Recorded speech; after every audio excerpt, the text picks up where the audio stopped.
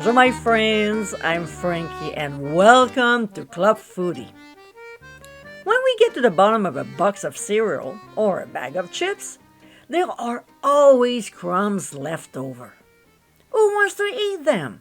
Unless you use these little morsels to make this recipe.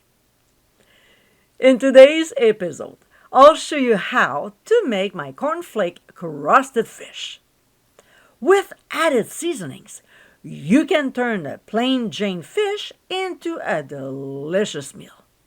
So let's get cooking. This recipe is for 4 fillets, so we'll add a couple cups of cornflake crumbs to a large resealable plastic bag, close it, and spread them out.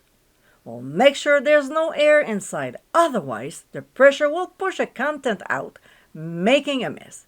Because using a rolling pin, we'll crush the crumbs to a finer texture. Not into powder, okay? Something similar to this. Now, let's look after our breading station. In the first shallow dish, we'll add flour, some Old Bay seasoning, and to get my homemade blend, click on the top right corner of your screen. We'll also add garlic powder, as well as onion powder, ground sea salt, and freshly ground black pepper. Don't be afraid to season. This is what makes a huge difference between tasty and boring food.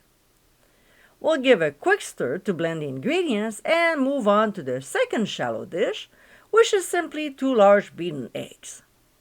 In the third one, we'll add the crushed cornflake crumbs.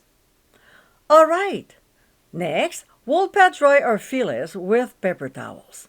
I'm using rockfish, but tilapia, halibut, cod, and snapper are all other great options.